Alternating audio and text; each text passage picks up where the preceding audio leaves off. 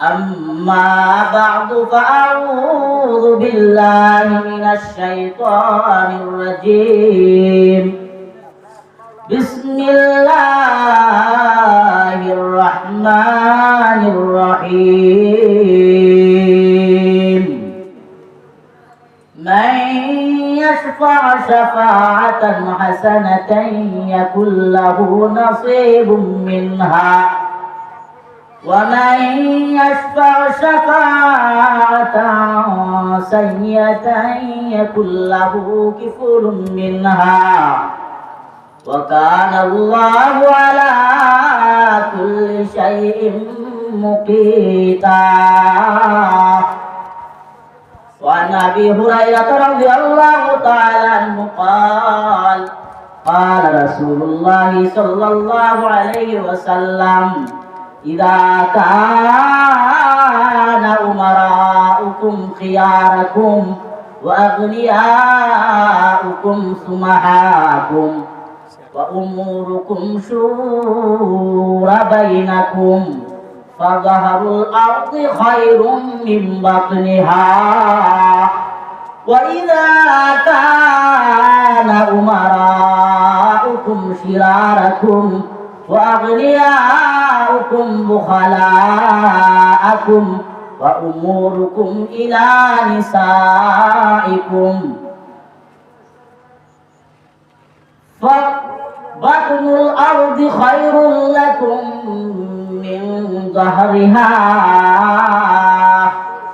آمنت بالله صدق الله مولانا العظيم وصدق النبي الكريم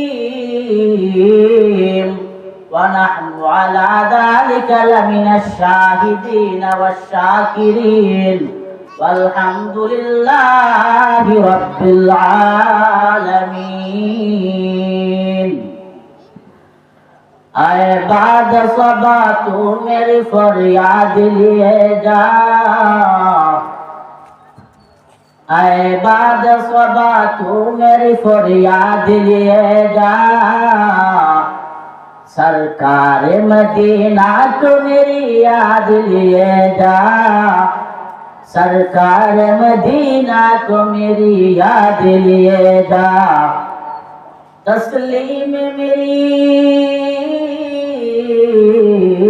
तस्लीम मेरी उम्मद खबरा को लिए जा, बेमार हज का दिलना शाद लिए जा, बेमार हज का दिलना शाद लिए जा, जा अरज़ कर हजरत में मर हाल दिले जार, ले जा मेरा ये खाना ये बर्बाद लिए जा, ले जा मेरा ये खाना ये बर्बाद लिए जा, मैं दुद्ध से हमाय मुद्दत से हमाय दूर जमाना का सताया, मुद्दत से हमें दूर जमाना का सताया,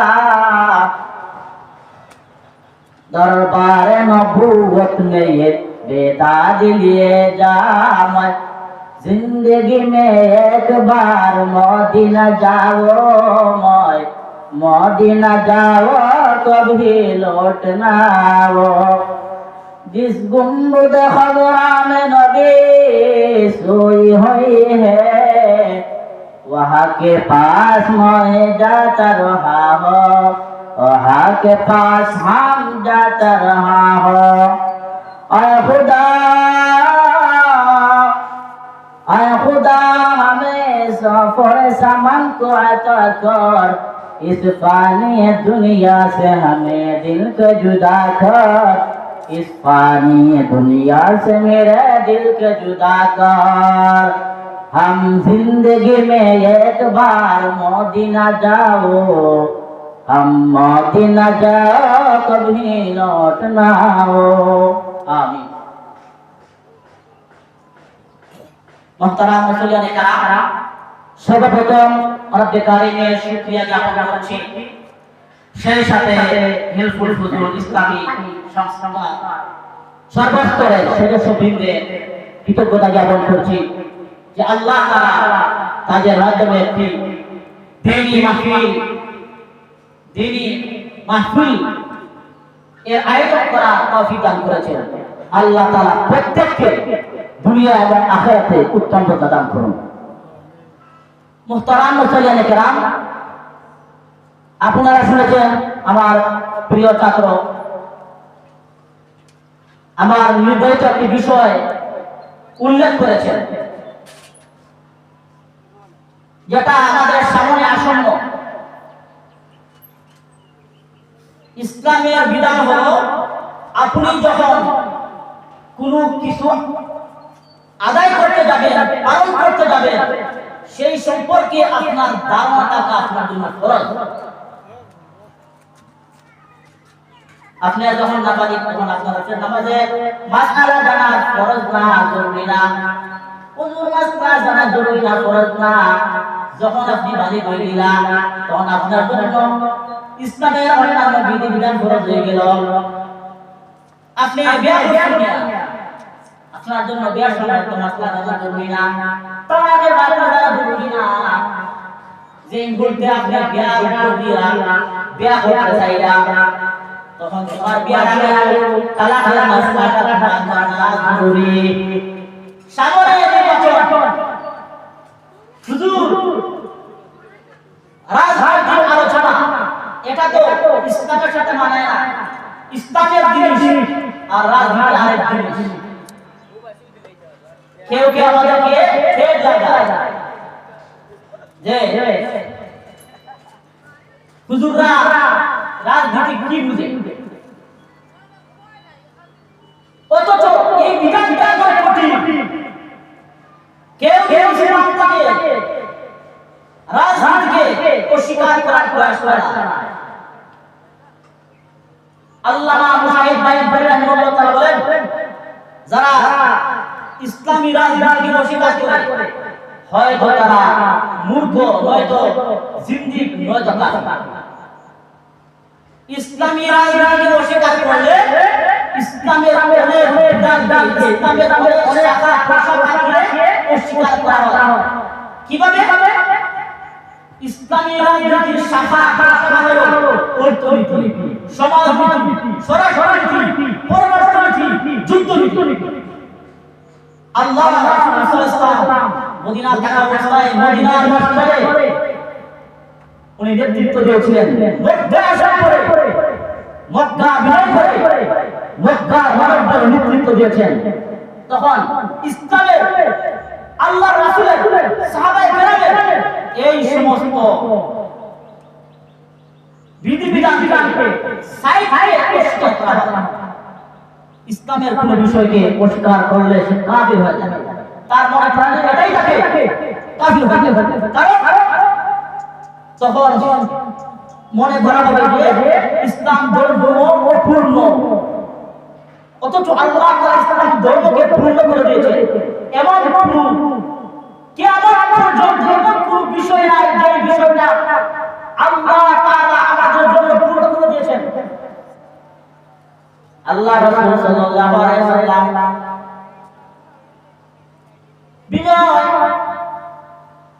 বিদায় হওয়ার সময় আল্লাহ রাসূল সাল্লাল্লাহু আলাইহি ওয়াসাল্লাম তোমার সাহাবায়ে কেরামকে সামনে রেখে ঘোষণা করলেন,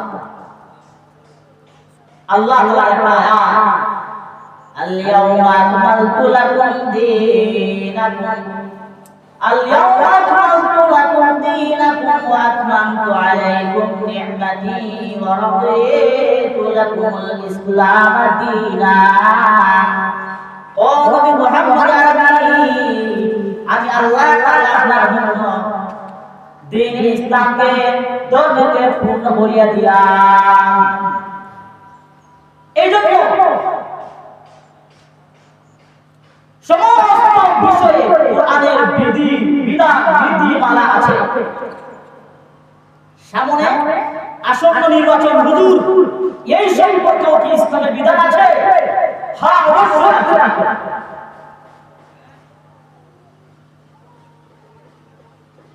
আমরা বলে হুজুররা সংসদ, রাষ্ট্র ক্ষমতা, এগুলো নিয়ে তারা জানা লাগে। আরে ভাই আজকে আমাদের মধ্যে জুলুম নির্যাতন অত্যাচার মহিলারা অসম্মানিত হওয়ার কারণ কি?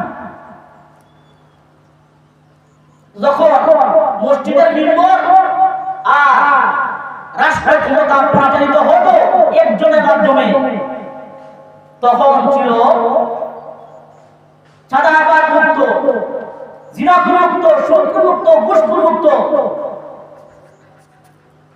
ব্যভিচার মুক্ত সমাজ ছিল।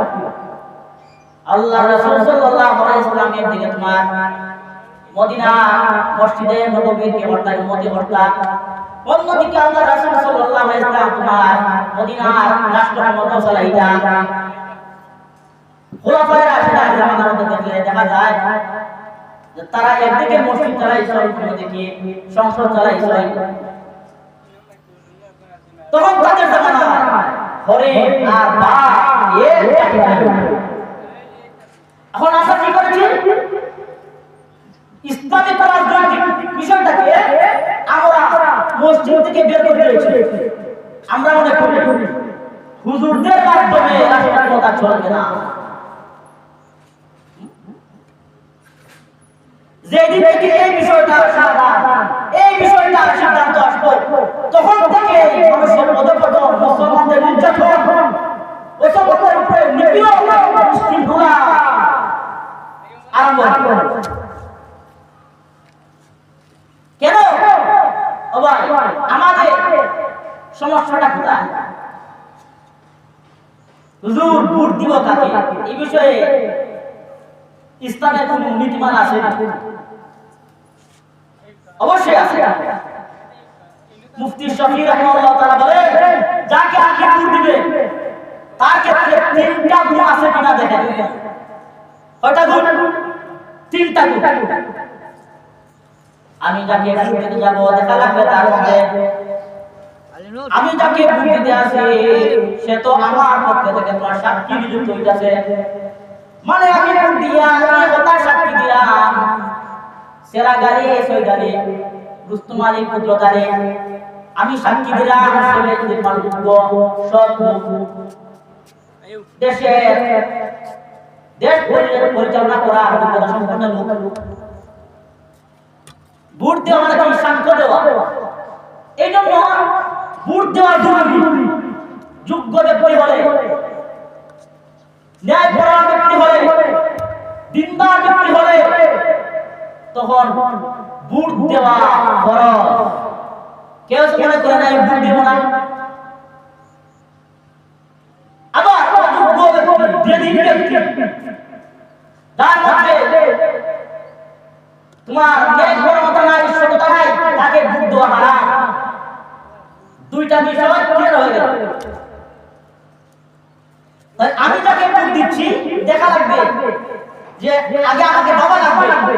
আমি তো সে ভালো ব্যক্তি হওয়া, নির্বাচিত হওয়ার জন্য আমি তাকে সাক্ষী হিসেবে আমি কি আমি একজন সাক্ষী হিসেবে তাকে আমি দেশের কাছে আমি পেশ করতেছি।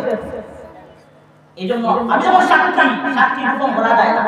আল্লাহ তাআলা বলেন ওয়ালা তাকুমুশ শাহাদা ওয়া মান ইয়াকুমহা ফা ইন্নাহু আযিমুন কলবু।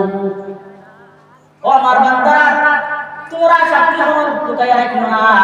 যে ব্যক্তি সাক্ষী লুকায়া রাখে সে তার অন্তরটা নিশ্চয়ই পবিত্র, পাপাচার, পাপী। যোগ্য ব্যক্তি হলে তাকে সাপোর্ট করতে হবে। শুধু করতে হবে কেন? এখন আপনি যদি ভোট না দেন তাহলে যারা সমাজে অসৎ আছে তারা একজনকে নির্বাচিত করবে। তারা মনে করবে আমি ঘুষ খাই, ঘুষখোরকে নির্বাচিত করতে হবে। আমি সুদ খাই, সুদখোরকে আমার নির্বাচিত করতে হবে। আমি মদ খাই, মদখোরকে নির্বাচিত করতে হবে। তখন সমাজের মধ্যে নেতৃত্ব দেবে সুদখোর, ঘুষখোর আর মদখোর। এখন তো আমি কি বললাম? আমি নিরপেক্ষ, আমি হলাম, আমি কোন পক্ষে ভোট দিলাম না, মানে কি আমিও অন্যায়ের কাজে শামিল। অন্যায় দেখলে প্রতিবাদ করতে হবে, এটা ইসলাম। দুই নাম্বার যাকে ভোট দিচ্ছি মাথায় রাখতে হবে যে আমি তো তার জন্য সুপারিশ করতে আছি। সুপারিশ কাউকে নির্বাচিত করা, ভোট দেওয়া মানে সুপারিশ করা। আমি তাকে রাষ্ট্র ক্ষমতায় যাওয়ার জন্য সুপারিশ করতে আছি। এখন সুপারিশের ক্ষেত্রে মাসআলা কি? আল্লাহ তাআলা কোরআন ফরমায় মান ইয়াশফা শাফাআতান হাসানাতান ইয়াকুল লাহু নাসীবুম মিনহা। যে ব্যক্তি ভালো কোনো ব্যক্তিকে নির্বাচিত করার জন্য সুপারিশ করবে, তাহলে এই ব্যক্তির মাধ্যমে দেশের মানুষের জনগণের যে সমস্ত কল্যাণ সাধিত হবে, কল্যাণ হবে, উন্নয়ন হবে, এর একটা সওয়াবের অংশীদার আমি ভোট দেওয়ার কথা। এর বিপরীতে আমি যদি এমন একজনকে নির্বাচিত করি যে গিয়া হক মানলো, মানুষের গম জল হলো, তেল শুনে হলো, এরপর বিল্ডিং নিজে বানাইলো, ইলা হয় না। নির্বাচনের আগে সামার কাটারে বাড়বে, আর নির্বাচিত হইলে বাড়বেও বাড়বে। কথা বলেন ঠিক কিনা? রাব্বে কারীম বলেন ওয়ামান ইয়াশফা শাফাআতান সাইয়্যাতান ইয়াকুল লাহু কিফলুম মিনহা। আপনি যদি এমপি মন্ত্রী কিংবা মেম্বার আপনি যদি রাষ্ট্রক্ষমতায় কাউকে উপস্থাপন করেন যার মাধ্যমে তোমার অন্যায় জুলুম অত্যাচার সাধিত হয়, তাহলে এর অত্যাচারে এই গুণের দোষ তোমারও হবে। রাসূলুল্লাহ সাল্লাল্লাহু আলাইহি ওয়াসাল্লাম হাদিসের ভিতরে বললেন আদ-দাল আলাল খায়রি কাফাইলিহি। যে ব্যক্তি কোনো কল্যাণকারী দিকে পথ প্রদর্শন করলো, তো ওই ব্যক্তি এই কল্যাণকারী, এই পথ প্রদর্শনকারীর মাধ্যমে যে কাজটা সমাধান করবে, ওই পথ প্রদর্শনকারী ব্যক্তিও কার্য সম্পাদনকারী সমান সব পাবে। আমি আপনাকে পথ দেখাইলাম আর আপনি এই পথ দেখিয়া মানা করলেন, তাহলে আপনি এবার আর বললা যে সব পাইবা। আমি পথ দেখাইবার পর আমি সব পাই। এই জন্য সমাজের মানুষের বাইরে কাজ করে আমার বুক ফাইয়া, তাহলে আমি কত কিছু দাঁড়াবো। আমার বুক ফাইয়া যদি একজন দুর্নীতি করে, চাঁদাবাজি করে, মানুষের উপর জুলুম করে, তাহলে এর গুনার একটা বাধা বাঁধবে। হাদিসের মধ্যে একটা শব্দ যদি হুবহু না কিন্তু বাবার দিবে, এটা হাদিস না, যেটা বললাম বলবো ওয়াদাল আলা শাররি কাফাইলিহি, এটা হাদিস না, হাদিসের বাবা যে কেউ যদি গুনাহ কাজের দিকে পথ প্রদর্শন করে, ওই ব্যক্তি গুনাহ করেছে, গুনাহ আর এই ভোট দেওয়ার আগে আরেকটা বিষয়, 3 নম্বর বিষয় মাথায় রাখতে হবে, ভোট একটি আমানত। ভোট কি আমানত? আমানতকে অপব্যবহার করা যাবে না। আল্লাহ রাসূল সাল্লাল্লাহু আলাইহি ওয়াসাল্লাম বলেন ইদা হাদাথা কাযাবা ওয়া ইদা তুমিনা খানা ওয়া ইদা ওয়াদা আখলাফা ওয়া ফি riwayatin ওয়া ইদা খাসামা ফাজারা। মুনাফিকের আলামত তিনটা, একটা হলো কি আমানত রক্ষা করা। এজন্য আমি আমার উপরে দায়িত্ব হলো আমি যাকে নির্বাচিত করতে যাচ্ছি সে যোগ্য কিনা। আমাকে নির্বাচিত করার ক্ষেত্রে আমার যোগ্য প্রার্থীকে ভোট দেওয়া, ওই ব্যক্তি নির্বাচিত হয়ে তার আমার অধিকারকে সংরক্ষণ করা। আমরা তো উভয় দিকে খেয়াল করি। আমার আমানত আমি 500 টাকা বিক্রি করে দিই, কথা বলেন ঠিক কিনা? আমার বড় দায়িত্ব ছিল আমার পক্ষ থেকে যাকে আমি সমাজের জন্য রাষ্ট্রের জন্য নির্বাচিত করব, সে যোগ্য ব্যক্তি হতে হবে, দিনদার ব্যক্তি হতে হবে, তার মধ্যে ন্যায় মর্যাদা থাকতে হবে।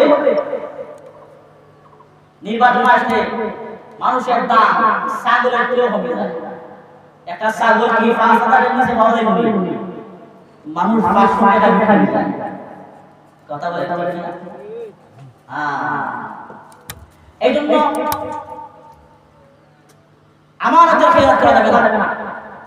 প্রকৃত মুমিন যারা আল্লাহ তাআলা বলেন ওয়াল্লাযীনা হুম লিআমানাতিহিম ওয়া আহদিহিম রাউন, যারা আমানতের সংরক্ষণ করে, যারা ওয়াদাকে পূর্ণ করে, তারাই প্রকৃত মুমিন। আমাদেরকে আমাদের খেলা চাই না। নির্বাচনের আগে এমপি সাহেব, চেয়ারম্যান সাহেব কত প্রতিশ্রুতি, কত ওয়াদা দেন, কথা বলে এই করব সেই করব, নাই করে দেখো আন্দোলন, এমন এমন প্রতিশ্রুতি। এই জন্য এইগুলো তোমার নেফাকের ভিতরে। আরেকটা বিষয়, যাকে ভোট দিব 4 নম্বর বিষয় দেখতে হবে, আমি যাকে ভোট দিচ্ছি সে আমার পক্ষ থেকে উকিল, মানে তার কথাই আমরা বিবাহের মধ্যে উকিল সাব্যস্ত করি না, মানে সে যা বলবে এটা প্রাক্তনের পাত্রীর পক্ষ থেকে হয়। আমার ভাইরা ভোটার ক্ষেত্রে 4 নম্বর বিষয় লক্ষণীয় হলো আমি যাকে আমার পক্ষ থেকে প্রতিনিধি বানাবো তার মধ্যে আমি যদি সত্য দিনদার দেখা না দেই, আমার প্রতিনিধি, আমার প্রার্থী, আমার পছন্দের প্রার্থী যা বলে এটা যেন আমারই করা হলো। কাল কিয়ামতের ময়দানে অনেক মানুষ দেখবে হারে আমার আমার মধ্যে রাস্তার রোড হইল মামলা, আমার মধ্যে সাওয়াল গমর মামলা গুনাহ, আমি তো কোনদিন মানুষের সাওয়াল ছিল হই নাই, ছিল হই নাই। ফেরেশতা বলবেন এই গুনাহগুলো থেকে আসবে জানোনি? তুমি যে বাড়ি থেকে তুমি নির্বাচন করেছো, তুমি তাকে তোমার পক্ষ থেকে ওকে বানাইছ না, প্রতিনিধি বানাইছ না, তোমার প্রতিনিধি যা করছে সেগুলো তোমারই হয়ে গেছে।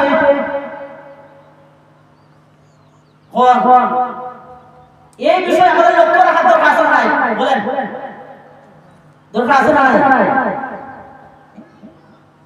আল্লাহ রাসূল সাল্লাল্লাহু আলাইহি ওয়াসাল্লাম ফরমায় যখন দেখবা তোমাদের সমাজে অযোগ্য ব্যক্তিরা নেতা হয়, তখন তোমাদের মুড়ি জবাই ভালো।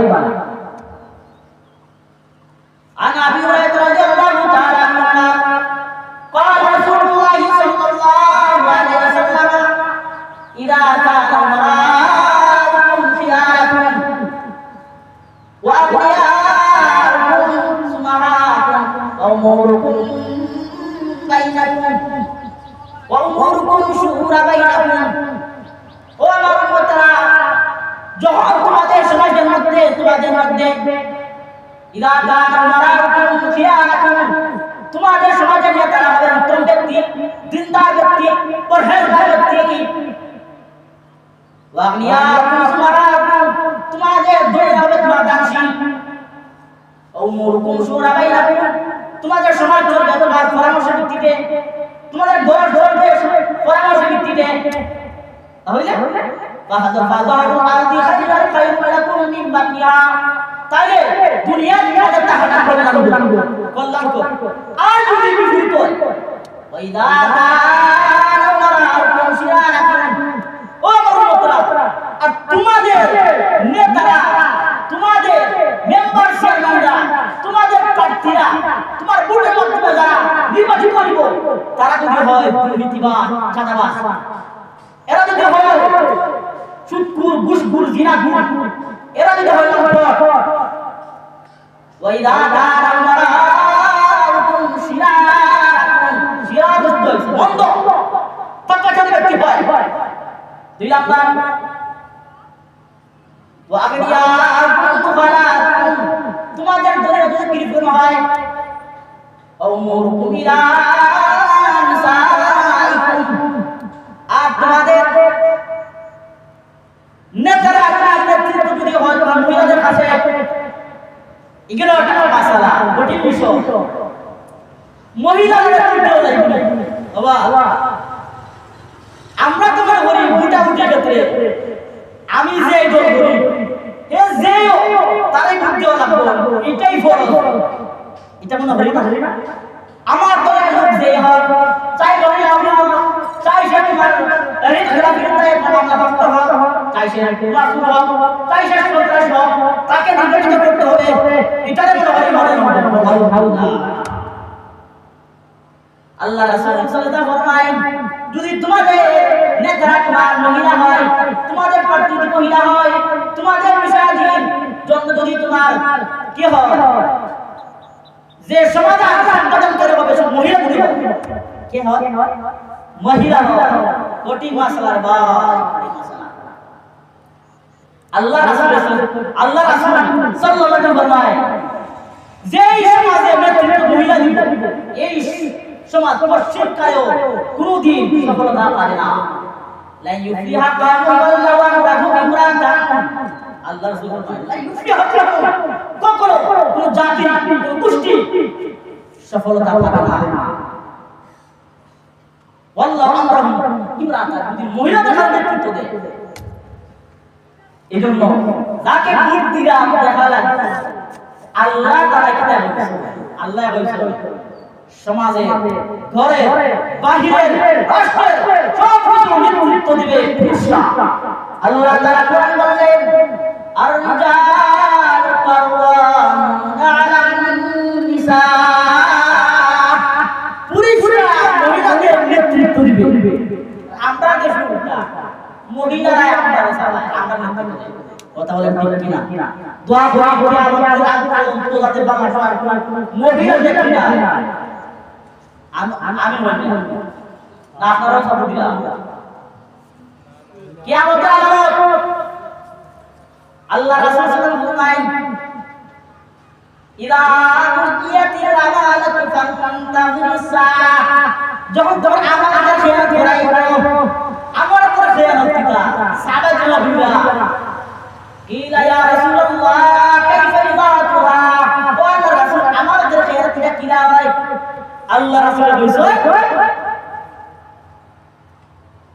যখন তোমার কোন বিষয়ে সমাধান জন্য উপযুক্ত দেখা যায় দায়িত্ব দেওয়া হবে। এটাই হলো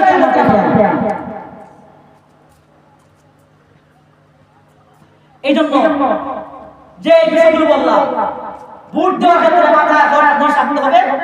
এক নম্বর বললাম আমি যাকে ভোট দিচ্ছি সে আমার পক্ষ থেকে নির্বাচিত ওই জন্য সাক্ষী দিলাম, আমার সাক্ষী আমি। দুই নম্বর যাকে ভোট দিচ্ছি তার জন্য আমি সুপারিশ করতে আসি, সে বাংলা ব্যক্তি, তাকে আপনারা ভোট দেন, আমি বাংলা ব্যক্তির ভোট দিলাম। তিন নম্বর হলো যে ভোট একটা আমানত, এই আমানত দাঁড়িয়ে কতটুকু আমি আমানত দাঁড়িয়ে পালন করলাম।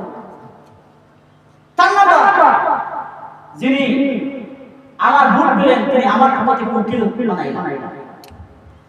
আমরা ভোটের সময় এইগুলো মাথায় রাখবো, এগুলো মাথায় রাখা বিদায় কি হয় জানেন, রোটের মধ্যে বাস কথা বলেন। হ্যাঁ একজন ব্যক্তি তোমার চেয়ারম্যান টেবিলে এক মাস 3 থেকে 4 কোটি টাকা খরচ করে, হে তোমার মাসিক বেতন 5 বছর হতে পারে, এ তো তোমাকে অর্জন করবে কারণ সে অনেক টাকা ব্যয় করে গেছে, তার টাকা সাংঘাত মূল্য হলো কথা বলেন ঠিক কি না? হ্যাঁ এই জন্য ভোটের ক্ষেত্রে খুব বেশি তোমার দায়িত্ব হওয়া দরকার। আমি কাকে ভোট দিচ্ছি আগে আমি নিজেকে নিজের মাথাকে একটু ঘুরাতে হবে, একটু পরিবর্তন করতে হবে। বাবা আমরা আপনাদের যদি মসজিদে ইমাম বানাইতে গেলে 1 থেকে 1,500 মানুষ ইমাম বানাইতে গেলে বাবা ইমাম সাহেবকে রাখতাম রে বাবা, ইমাম সাহেব তো শুন দেখা যায় তেরা, লোক দেখা যায় তোমার 1 লম্বা, এরপরে দেখা যায় তোমার জুতা দেখা যায় তোমার ইলা, তাই না তোমার দাঁত দেখা যায় তোমার এই রঙ, এমন কিতাব বাড়ি বন্ধ হবে বললো যে বই ভোটা করি কিনা। কথা বলেন ঠিক কিনা? আর সমাজের একজন ইমাম বানাবেন তার ক্ষেত্রে আমরা দেখিনি, তার ক্ষেত্রে আমাকে যদি সে দেখায় মাশাআল্লাহ টাইম যোগ্য। আমাদের সমাজের বিষয়টা এমন কি এমন না? কথা বলেন। আমি যদি একটা দেশে ইমাম বানাতে চাই, একটা দেশের মধ্যে প্রায় আমাদের দেশে প্রায় 20 কোটি মানুষ, 20 কোটি মানুষের একজন ইমাম হবেন, তিনি কেমন ব্যক্তি হওয়া দরকার? আর আমরা কেমন ব্যক্তিকে আমরা নির্বাচন করতেছি? একটা আসনে কয়জন প্রার্থী আছে? আমি তো মনে করবো যে আমার দলের তাই নিয়ে কি উপযুক্ত, অথচ ইসলাম কি বলে, ইসলাম এ বিষয়ে সমর্থন কি দেয়, নৈতিকতার দৃষ্টিকোণ থেকে গ্রহণযোগ্য কোনটা? যার মধ্যে আমানতদারি, যার মধ্যে পরহেজগারি, দিনদারি, যোগ্যতা, ন্যায়পরায়ণতা, ইনসাফগার তিনি কি আমার জন্য নির্বাচিত ব্যক্তি, তাকে ভোট দেওয়া আমার জন্য জরুরি। আল্লাহ তাআলা ফরমান, ইন্নাল্লাহা ইয়া'মুরুকুম আন তু'আদ্দুল আমানাতি ইলা আহলিহা। আল্লাহ তাআলা তোমাদেরকে আদেশ করছেন তোমরা যেন আমানত তার যথাযোগ্য স্থান দাও।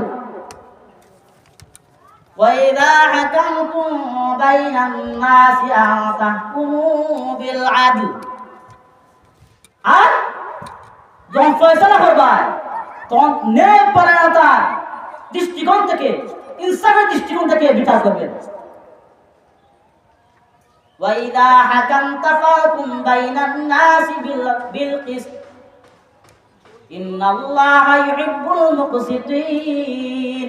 আল্লাহ তাআলা ইনসাফকারী ব্যক্তিদেরকে আল্লাহ তাআলা পছন্দ করেন। মুহতারাম হাজিরিন, এত সময় বুঝলাম কি যে নির্বাচনের ক্ষেত্রেও ইসলামের বিধিনীতি আছে না? আছে না? ইসলামের বিধান আছে কিনা? একটা গুরুত্বপূর্ণ একটা বিষয় যে নির্বাচন রাজনীতি ইসলাম থেকে বাহিরে না, বরং রাজনৈতিক বিষয়টা ইসলামের একটা শাখা। কেউ যদি ইসলামী রাজনীতিকে অস্বীকার করে সে কাফির হয়ে যাবে। আর ইসলামী রাজনীতিকে অস্বীকার করলে ইসলামের অনেক বিধানকে অস্বীকার করা হয়ে যায়। মুহতারাম হাজিরিন, এখন আসেন আরেকটা বিষয় নিয়ে আলোচনা করি। হুজুর, এখন তো কিছু কিছু প্রশ্ন আসে যে কোন কোন দলের বাইরা আমাদেরকে ওয়াদা করায় আমার দলে ভোট দিবেন, ওয়াদাবদ্ধ হওয়া লাগে, কেউ বা কসম নেই। যদি বিষয়টা এমন হয় নির্বাচনের ক্ষেত্রে কেউ ওয়াদাবদ্ধ হলে এটা বাংলা হলে অযোগ্য ব্যক্তির বাংলা ফরজ, কসম করলে কসম হবে না, আদায় করা লাগবে না। এরপরে তোমার ভোট হলো আমার আমানত, এটা আমার দায়িত্ব। এই জন্য আমি কারো কাছ থেকে টাকা গ্রহণ করতে পারবো না। আমি যদি টাকা দেই তাহলে আমি ঘুষখোর হই না, আর আমি টাকা নেই আমি ঘুষখোর হই না। কেন? আল্লাহ রাসূল সাল্লাল্লাহু আলাইহি ওয়াসাল্লাম ফরমায়, লানাতুল্লাহি আলার রাশি ওয়াল মুতাশি। যে সুদ খায়, যে সুদ নেয়, গ্রহণকারী দুনিয়া আর দাতা উভয়ই তোমার সমান গুনাহ, গুনাহ অংশীদার। লানা রাসূলুল্লাহ সাল্লাল্লাহু আলাইহি ওয়াসাল্লাম আর রাশিয়াল মুতাশি ফিল হুকুম। যে ঘুষ খাইয়া বিচার ব্যবস্থা করে, বিচার দেয়, বিচার সম্পাদন করে, বিচার ফয়সালা করে, তারাও কি এই ঘুষখোরের শামিল। এখন আসেন যে হুজুর আরেকটা বিষয় হইল গিয়া, আপনারাও তো এই যে নির্বাচনটা আপনারা কেউ অস্বীকার করেন, গণতন্ত্র আসলে এটা হারাম, কিন্তু কোন গণতন্ত্র মানে সম্মত সাপোর্ট করে, যেটা আপনার সুরাভিত্তিক হয়, যেটার মধ্যে যোগ্য ব্যক্তি থাকে, ইনসাফ থাকে, এই পদ্ধতিতে গণতান্ত্রিক ফয়সালা আল্লাহর বিধানকে যদি তোমার মাইনাস না করা হয়, আল্লাহর বিধানের যদি মানুষের বিধানকে যদি তোমার কিনা হয়, প্রাধান্য দেওয়া হয়, এটা জায়েজ। আমাদের প্রচলিত যে গণতন্ত্র এটা হারাম, কিন্তু হুজুররা তোমার নির্বাচন জান কেনে হয় যেই পন্থায় ইসলাম সাপোর্ট করে ওই পন্থায় বাংলাদেশে কি নাই, কোনো সুযোগ নাই। যখন একটা বিষয় সুযোগ থাকে তোর এটাই প্রয়োগ করতে হয় বাধ্য হইয়া, আর হারামকে হারাম মনে করে করতে হয়। ইসলামের পরিভাষা কি? খেলাফত ব্যবস্থা। খেলাফত কাকে বলে? রাসূলুল্লাহ সাল্লাল্লাহু আলাইহি ওয়াসাল্লামের স্থলাভিষিক্ত হয়ে মানুষের, জনগণের, দেশের ইহজীবন, পরজীবন, ইহকালীন পরকালীন জীবন প্রতিষ্ঠার জন্য পথ দেখানোকে খেলাফত বলে। আল্লাহ রাসূলের স্থলাভিষিক্ত হয়ে। আর খেলাফত ব্যবস্থার আলোচ্য বিষয় হলে গিয়া সমাজের মধ্যে শান্তি প্রতিষ্ঠা করা। খেলাফত ব্যবস্থার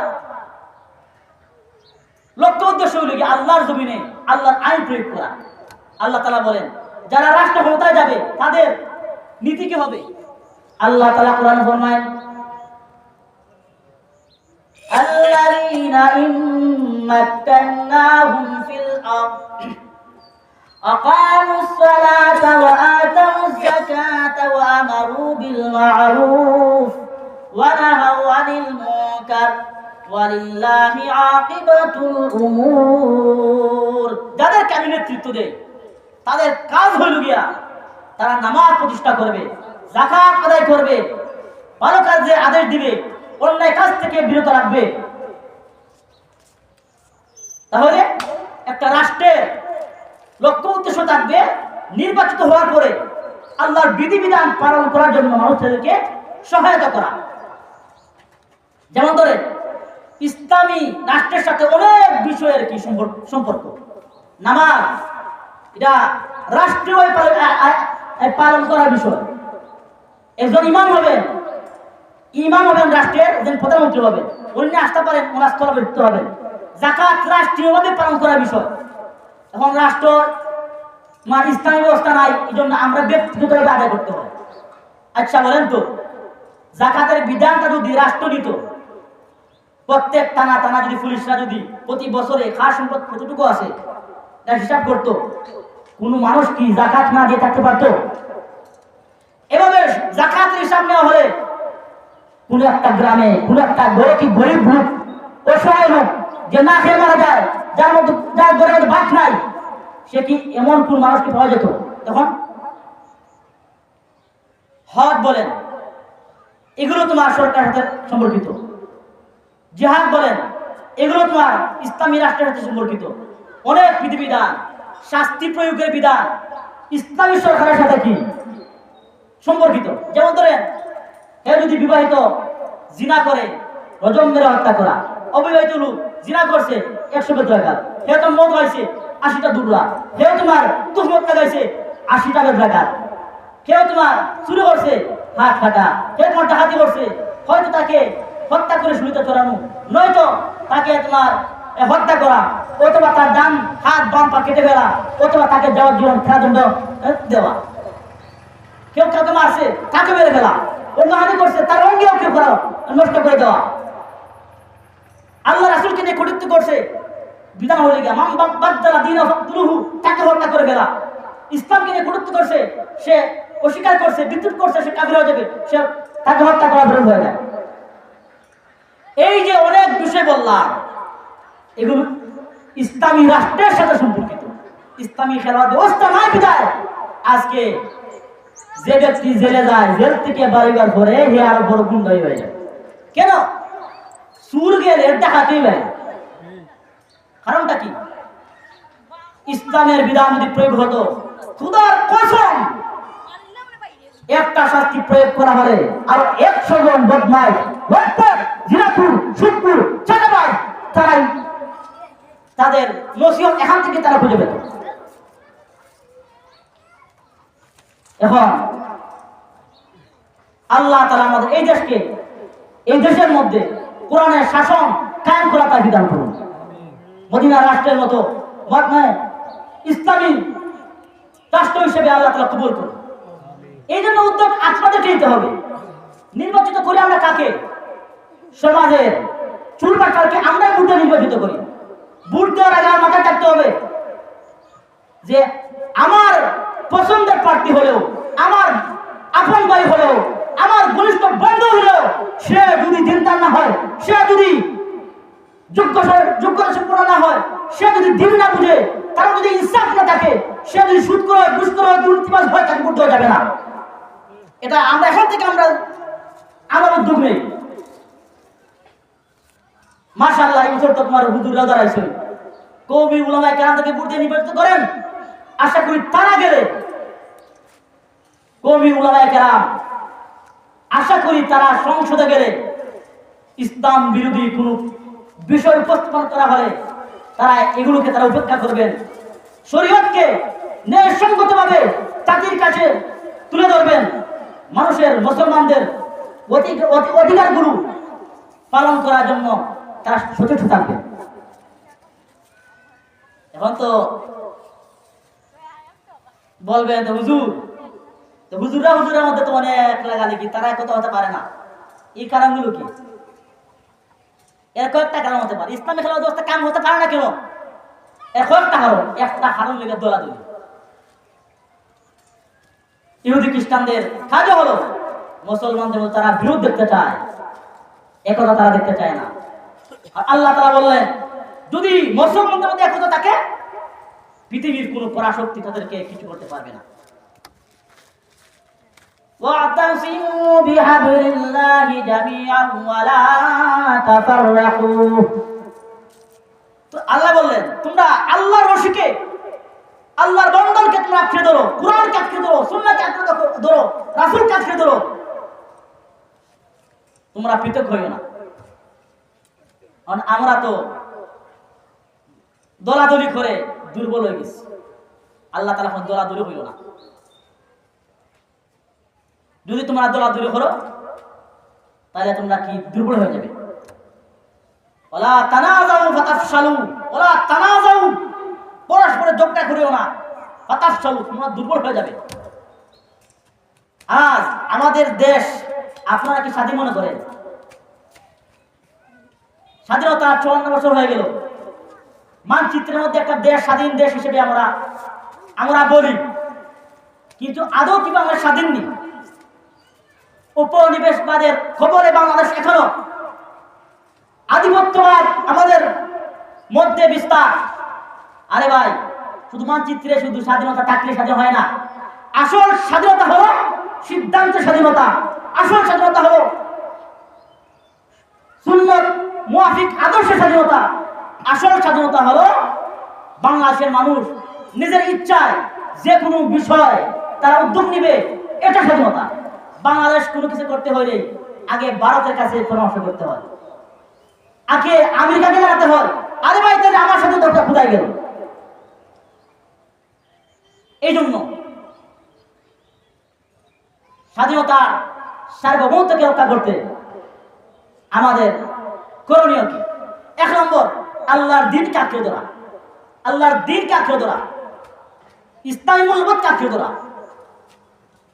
আল্লাহ তাআলা বলেন, ওমান ইয়াশু আন যিকরির রহমান নুকাইয়িদ লাহু শাইতানান ফাহুয়া লাহু কারীন। ওমান ইয়াশু আন যিকরির রহমান, যে আল্লাহর জিকির থেকে গাফিল হয়ে যায়, নুকাইয়িদ লাহু শাইতানান, আমি তাদের জন্য একটা শয়তানকে নিযুক্ত করে দেই। তাদেরকে পরিচালনা করার জন্য শয়তানকে লাগিয়ে দেই। আর এই শয়তান ফাহুয়া লাহু কারীন, আমাদের সঙ্গে হয়, আমাদের মাথার উপর সওয়ার হয়। আমাদের এই সঙ্গীকে, এই শয়তানকে আমেরিকা, এই সঙ্গীকে ভারত, আল্লাহর ভাষায়। এখন আমার করণীয়, ঈমান আকীদাকে ঠিক করতে হবে, আল্লাহর দ্বীনকে আঁকড়ে ধরতে হবে। 2 নাম্বার, রাসূলের সুন্নাহকে আঁকড়ে ধরতে হবে। রাসূল বলেন, মান তাশাব্বাহা বিকাউমিন ফাহুয়া মিনহুম, যে যে জাতির সাথে সাদৃশ্যতা রাখে ওই ব্যক্তি তাদের মতোই। তাহলে আল্লাহ তাআলা আমাদের জন্য প্রকৃত সাহায্য, প্রকৃত স্বাধীনতা তখন আসবে যখন আমরা আল্লাহর দ্বীনকে মানব। আল্লাহর দ্বীনকে মাইনাস করে পরাজয় বরণ করা ছাড়া কোনোদিন বিজয় লাভ হতে পারে না। রাসূল বললেন, ইন্নামা বুইসতু লিউতাম্মিমা মাকারিমাল আখলাক। সারা দুনিয়া মানুষের জন্য রাসূল মডেল, আমাকে আদর্শের পূর্ণতা হিসেবে পাঠানো হয়েছে। মুহতারাম হাজিরিন, আসন্ন জাতীয় নির্বাচন 12 ফেব্রুয়ারি 2026, আমাদের করণীয় কি? আমাদেরকে ইমাম কাকে বানাতে হবে, সাপোর্ট কাকে দিতে হবে, ভোট কোন পক্ষে দিতে হবে, এগুলোর বিষয়ে আমাদের করণীয় কি সংক্ষেপে কিছু আলোচনা করলাম। এই জন্য আমরা নির্বাচিত করার আগে আমরা উলামায়ে কেরামদের সাথে পরামর্শ করতে পারি, যারা নিরপেক্ষ ভাবে কোনো দলের পক্ষ না নিয়ে যারা কাজ করেন। আর আল্লাহ তাআলা আমাদেরকে মেধা দিয়েছেন, এগুলো আমি জোগাড় করছি। আর একটা গণভোটের বিষয়, এগুলো হা না এগুলোর সাথে যেগুলো আপনি বুঝেন দেশের জন্য, জনগণের জন্য এটা কল্যাণকর, এটাতে আপনারা কি করেন? ভোট দেন। বিজ্ঞ উলামায়ে কেরাম কি বলেন? অপেক্ষা করেন।